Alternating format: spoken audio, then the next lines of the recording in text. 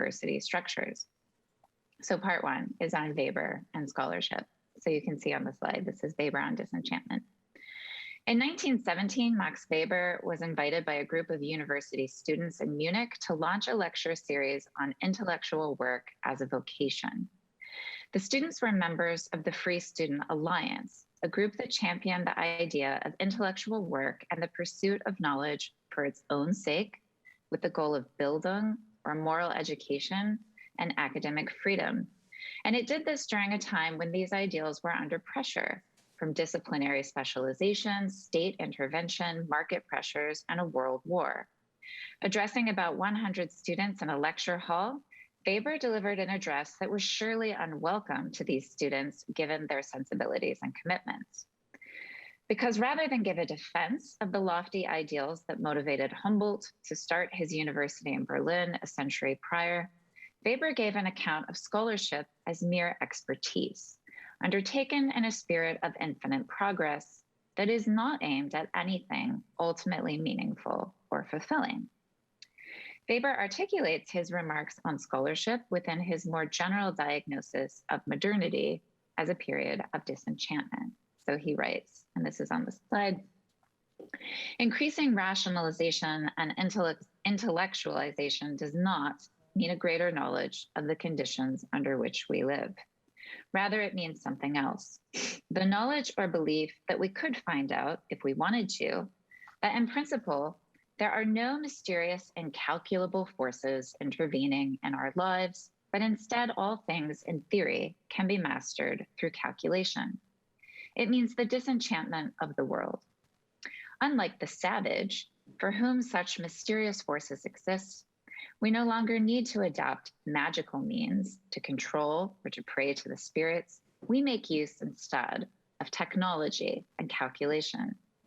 This, above all, is what intellectualization means. So it's constitutive of Weber's concept of disenchantment that we exert a kind of Baconian mastery or rational control over nature and thereby over our own lives. Notice, though, that enchantment for Weber is connected to magic. A kind of literal translation of the German word would be like demagicification or something like that.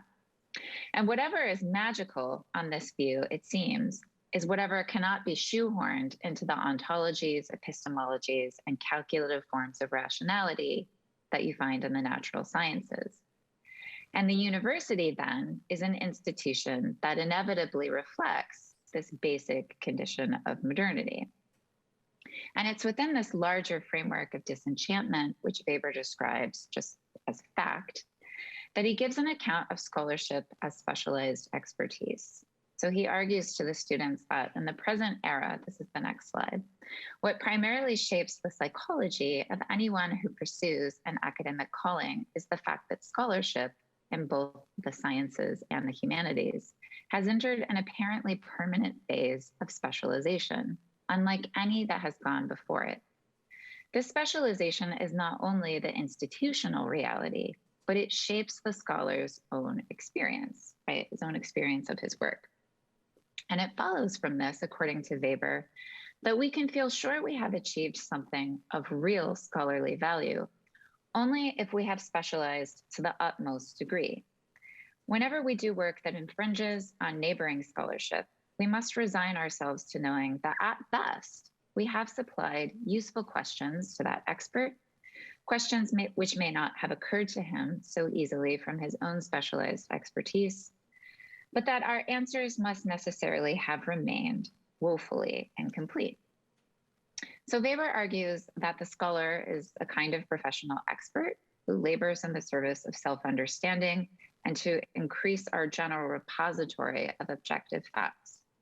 Weber is emphatic that it is not a gift of grace with seers and prophets dispensing holy objects and revelations, nor a part of sieges or a philosopher's meditations on the meaning of life, right? None of that is scholarship. In fact, real scholarship leaves unasked questions of meaning or value. So, and I believe this is the next slide, Weber argues that Every natural science answers the question, what should we do if we want to use the techniques at our disposal to control life? While leaving unanswered, even unasked, just simply taken for granted, whether we should control life through technology, whether we want to, and whether it's ultimately meaningful to do so. And Weber yokes the notion of scholarly work to a technical notion of progress that is incremental and infinite without end. So the scholar works towards the future, Weber argues, and I think this is the next slide. The scholar works towards a future in which his own work is necessarily undermined by the progress of others, so those that will come after him. And the sort of knowledge that scholarship produces is destined to be irrelevant to future scholars who will labor to surpass it with their own. So this is Weber again. In the realm of scholarship, we all know that everything we've done and are doing will be obsolete in 10 or 20 or 50 years. That is the destiny of such work. What's more, that is the point of such work. In a very specific sense, scholarship, unlike any other cultural endeavor, is dedicated to its own obsolescence. Every scholarly work that accomplishes its goal produces new questions, but it wants to be surpassed and left behind. So here Weber articulates an idea of progress and knowledge as one in which future knowledge does not really build on the foundation of the past in any meaningful sense, but makes the past irrelevant. Weber seems to be taken by the conviction, which is completely unargued for, that scholarly knowledge will always march forward in progress, only looking behind itself insofar as this is useful to forging straight ahead. Tradition on this view carries with it no special authority, nor could any idea of a perennial philosophy get off the ground. It is deeply unclear why anyone would study, for example, Aristotle's ethics or metaphysics beyond expertise in historical thought to get a better, you would only study these things, I think, to get a better understanding of that which we have left completely behind. And you might have, there are facts about what we have left behind, which would count in our general repository of facts. It is also essential to Weber's definition of progress that it has no ultimate horizon. Weber does not believe in transcendent norms like truth, goodness, or beauty, and he certainly has no normative conception of wisdom governing the scholar's work. So what then is the meaning or value of scholarly work? Now, Weber's answer has three parts, and I think you might need to skip ahead on the slide. So first, scholarship gives us more techniques for calculating and controlling life, including human behavior. Second, scholarship gives us methods of thinking, the tools of the trade and the training needed to use them, right, within your discipline. Third, and this is important to Weber, scholarship gives clarity about the means to the ends we have adopted. What scholarship emphatically does not and should not do, according to Weber, is tell us which ends we should pursue. To render a judgment of value, Weber argues, would be demagoguery and an abuse of power. Scholarship can in principle have nothing to say about ultimate ends. This is the inevitable result of the forces of disenchantment, which create a situation in which the ultimate and most sublime values must retreat from public life. Not surprisingly, theology cannot be a form of Weberian Wissenschaft or scholarship. So Weber argues, and this is the next slide, all theology is an intellectual rationalization of religion's sacred domain. No field of scholarship is absolutely without presuppositions, and it cannot prove its value to anyone who rejects the assumptions it does contain. But that said, every theology adds a few extra assumptions in order to do its work and to justify its existence. Every theology presupposes, for example, that the world must have a meaning and asks how to interpret this meaning so that it is graspable by the mind. So Weber goes on to suggest that it would be fine, like he would be fine with something like the academic study of religion, so long as it did not go further than describing the meaning that various world religions have purported to find, right, through their doctrines. But he thinks theology will always want to go further than this sort of scholarship. So Weber continues. Theologians tend to proceed from the additional assumption that certain particular revelations must be believed as facts and as sacred facts too, as the only beliefs that make it possible to lead a truly meaningful life. They presuppose, in addition, that various attitudes and states of being sacred are, in other words, constitute or are key elements in leading a religiously meaningful life. They then ask how these premises, accepted as given, should be meaningfully interpreted within a general worldview. Right, so that's obviously a bridge too far for Weber. He goes on to say, that these premises about sacred facts, what someone like Aquinas would call the articles of faith, which are the first principles of Sacra Doctrina, are plainly outside the realm of rational scientific knowledge. Weber accuses religious believers of sacrificing their intellects for the sake of their religious belief, and further sets up an opposition between systematic knowledge or Wissenschaft on the one hand and religious salvation on the other. Because for Weber, one will always come at the expense of the other. They are just competing, incompatible projects.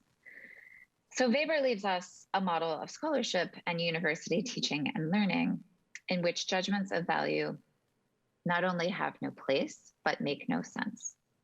However, lying behind this account of scholarship is a judgment about what counts as rational knowledge that seems to leave not just theological knowledge, but philosophical knowledge in a very marginalized position. After all, empiricism as an epistemology is not an objective fact, but a philosophical theory of knowledge that is and remains disputed, just as materialism is a disputed metaphysics. So just as Weber wonders how anyone can prattle on about happiness after the writings of Nietzsche, we might wonder how anyone can prattle on about empiricism after Wittgenstein. Invoking a hero is hardly an argument. And scientism of the sort that Weber espouses is not a conclusion drawn from empirical scientific methods, but a set of philosophical commitments, all of which can be rationally disputed.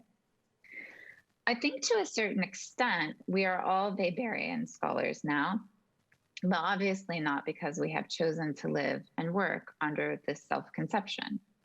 Rather, it is the case that our universities force us into this mold.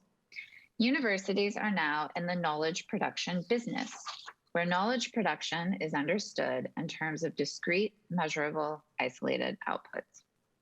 In order to get tenure or promotion within our universities, one must focus on publishing in academic venues, which means increasingly that one must be a hyper-specialist in some area of identifiable scholarship, even within disciplinary bounds.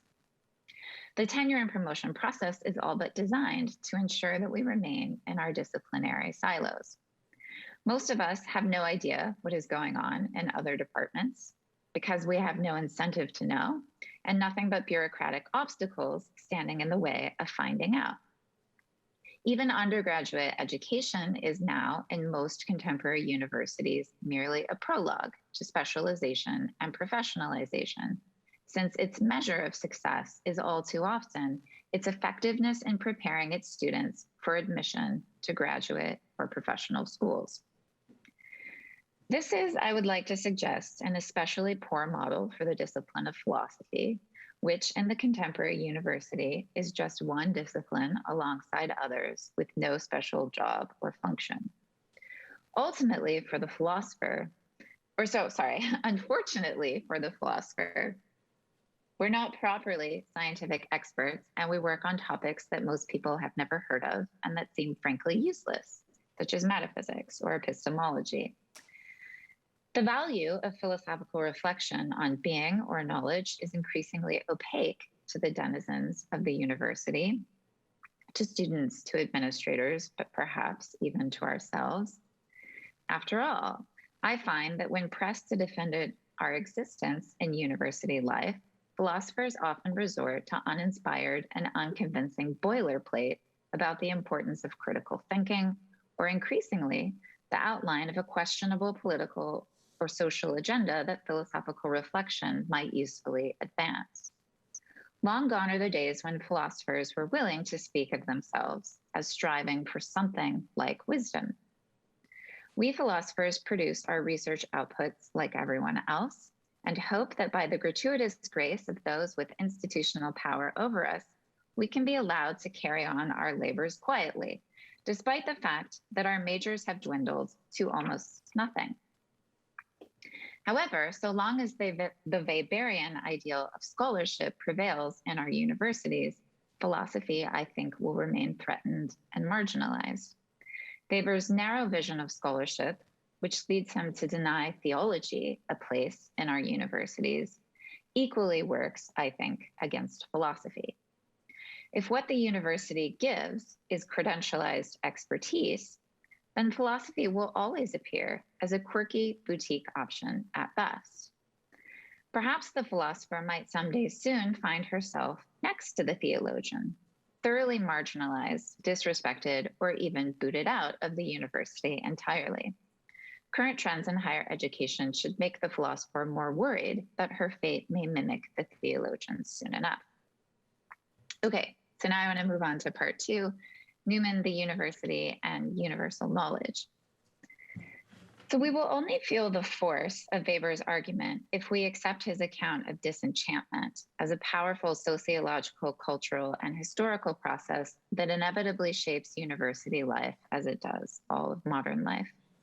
While I think we can see the forces of disenchantment all around us, it operates rather imperfectly and in competition with other forces that temper it.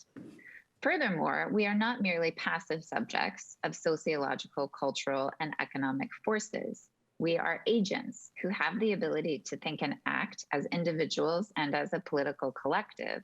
And so, insofar as we can see the negative effects and implications of disenchantment, we can fight back in various ways against it, including, of course, in our universities. However, in order to be agents of change in our universities, we must articulate and advocate for a credible alternative to the dominant Weberian ideal. I think we find resources for constructing an alternative model in John Henry Newman's The Idea of a University. I am not going to argue that we can realize Newman's ideal university wholesale. There is not only no chance of this, but I think it would have some obvious downsides. Rather, I want to think about how the secular academy might move towards something closer to Newman's ideal. So I will proceed as follows. First, I will discuss Newman's conception of liberal learning and the account of universal knowledge that lies at its heart. Then I will end with an example of how we might work incrementally towards that ideal in our present scholarly vocations. So Newman's Idea of a University was written in 1852. That's 12 years before Weber was even born. It's a series of inaugural lectures for a Catholic university in Dublin that Newman himself was newly in charge of. That was an endeavor that ultimately failed.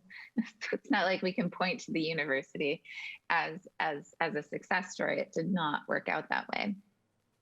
However, in these lectures, Newman advocates for a university that is focused primarily on teaching the liberal arts, with the understanding that liberal arts are those arts undertaken for their own sake and that bring about the habits of mind that prepare young students to be truly free. For Newman, a university is concerned first and foremost, not with the advancement of knowledge, but its diffusion and extension. One thing to note right off the bat is that Newman's definition of a university has absolutely nothing, essentially, to do with Christianity or the church. The university is defined by Newman simply as an institution dedicated to teaching universal knowledge. That's the essence of a university for Newman, an institution dedicated to teaching universal knowledge. Much of the second lecture is devoted to the explication of this sort of knowledge, which is what I want to focus on. So Newman is most concerned that the university be a place where the whole of liberal knowledge is represented. It is not simply that no part of this knowledge can be left out, but that this knowledge must form a whole or be comprehended as a unity. The unity of knowledge functions as something as a regulative ideal for Newman, much as it did, in fact, for Humboldt in his original vision of the modern research university in Berlin. And I think this fact is often lost on us. Okay, so you can go to the next slide now. Like Weber, Newman speaks of knowledge in terms of facts, but unlike Weber, he thinks that we can know facts beyond what empirical methods might deliver. He thinks we can have knowledge through intuition, through testimony, through abstract reasoning, and so on. For example, and you can go ahead to the next slide, Newman argues that truth is the object of knowledge of whatever kind, and when we inquire what is meant by truth, I suppose it is right to answer that truth means facts and their relations, which stand towards each other pretty much as subjects and predicates in logic. All that exists, as contemplated by the human mind, forms one large system or complex fact. And this, of course, resolves itself into an indefinite number of particular facts, which, as being portions of a whole, have countless relations of every kind, one towards the other. Now, truth is not simply grasping of facts or making true assertions, but understanding facts in relation to one another as a totality. So there are maybe two aspects of truth at work here, a basic generic assertoric account of truth, and then something else. So here Newman draws on the concept of aletheia in Aristotle, a kind of deep sense truth that goes beyond mere assertoric truth. This deep sense truth carries with it something like a concept of progress for Newman. So Newman writes, and I believe this is the next slide, the human mind cannot take in this whole vast fact at a single glance or gain possession of it at once. Like a short-sighted reader, its eye pores closely and travels slowly over the awful volume which lies open for its inspection. Or again, as we deal with some huge structure of many parts and sides, the mind goes round about it, noting down first one thing, then another, as it best may, and viewing it under different aspects, by way of making progress towards mastering the whole. So by degrees and circuitous advances does it rise aloft and subject to itself a knowledge of that universe into which it has been born. So Newman's account of progress, by contrast with Weber's, is the idea of making progress in seeing how the parts of truth relate to the greater whole of truth, or how simple assertoric truth relates to this aletheia, or deep sense truth. Behind this idea of truth is a conception of the universe, or the totality of being or reality, as intrinsically intelligible or knowable. There can be no universal knowledge or deep sense truth without this concept of a universe. And there can be no university without universal knowledge. So Newman writes, all knowledge forms one whole because its subject matter is one. For the universe in its length and breadth is so intimately knit together that we cannot separate off portion from portion and operation from operation except by mental abstraction. So if we accept this model of universal knowledge as an ideal towards which the university strives, then we can see how all of the disciplines taught within the university ought, at least in principle, to bear upon one another. Newman argues that the various sciences arrange and classify facts, reduce separate phenomena under common principles, and trace effects to their causes. I think this is the next slide.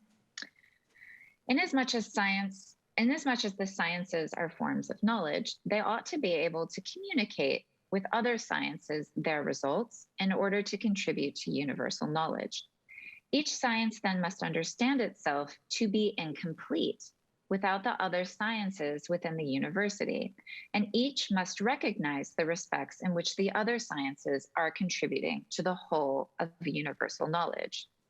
For Newman, the ideal university is a place of sharing knowledge, guided by this regulative ideal of the unity of knowledge or universal knowledge. And for this reason, and I think this is the next slide, philosophy has a privileged position in Newman's ideal university.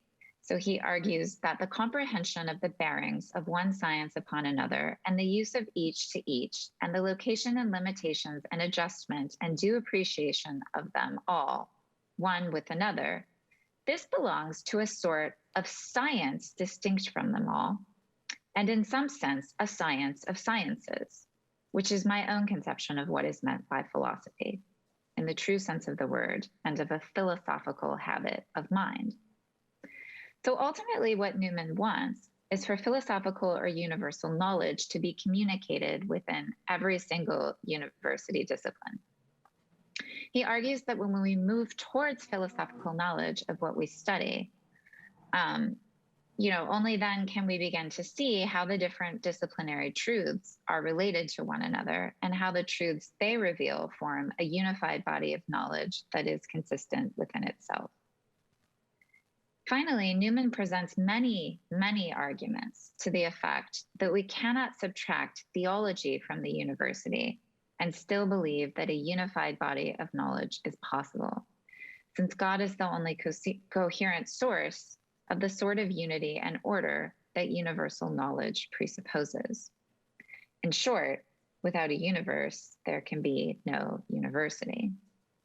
I'm not going to rehearse all of Newman's arguments on behalf of theology as rational knowledge here. Since I'm speaking to theologians, maybe I can assume that there is some sympathy for this point of view. But one thing I do want to mention is that Newman is very clear that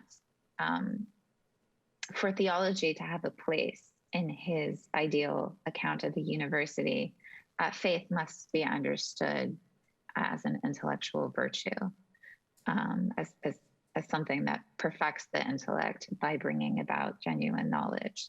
So that is perhaps a commitment that would not be universally shared and is worth highlighting for that reason. Finally, I want to address Newman's account of what universal knowledge is for.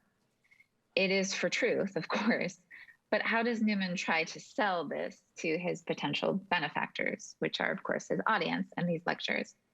In addition to reminding them that we ought to pursue knowledge for its own sake as fulfillment of our human nature, and that contemplation is the highest good we can pursue, Newman argues that the pursuit of universal knowledge helps to form certain habits of mind that are essential to living well. And this is the greatest advantage of a place of universal learning. For in such a place, students learn to, and I think this is maybe my last slide, respect, consult, and aid one another. Students begin to apprehend the great outlines of knowledge, the principles on which it rests, the scale of its parts, its lights and shades, its great points and its little, as he otherwise cannot apprehend them. Hence it is that his education is called liberal. For a habit of mind is formed which lasts through life, of which the attributes are freedom, equitableness, calmness, moderation, and wisdom, which I have ventured to call philosophical habit. This is the special fruit of the education furnished at a university. Okay, so now my conclusions, so we have time to talk. So I have outlined two competing visions of university knowledge and two competing accounts of progress that accompany them. I myself am kind of resolutely on the side of Newman's vision, and I would like to suggest that insofar as theology takes progress as a standard of its academic respectability, it should be on Newman's rather than on Weber's terms.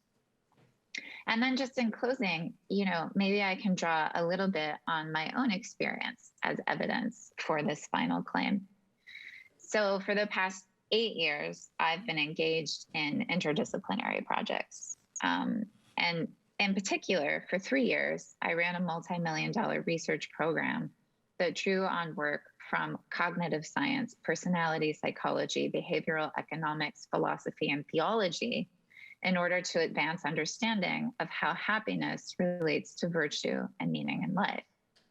The conceit of the project was that philosophers and theologians might bring both conceptual clarity and deep and systematic knowledge of the worldviews that the majority of humans do in fact draw upon to find meaning and deep satisfaction in their lives to contemporary empirical work on these topics. Somewhat to my surprise, actually, the experiment worked rather brilliantly, and I was not at all confident that it would. But by the end of this project, which again was 3 years, we had psychologists drawing explicitly on Plato and Aristotle in their published papers, and philosophers and theologians drawing deeply on empirical research. Although no one was explicit about it, it was a small experiment in trying to live out Newman's ideal of working together towards a more unified body of knowledge. Projects like this, I think, give us a glimpse into the potential for the sort of university that takes seriously the idea of a universe, one in which professors and students are actively encouraged from our unique but limited disciplinary perspectives and methodologies to keep an eye out for an ultimate horizon of truth and to try to make progress within it. Thank you for your attention.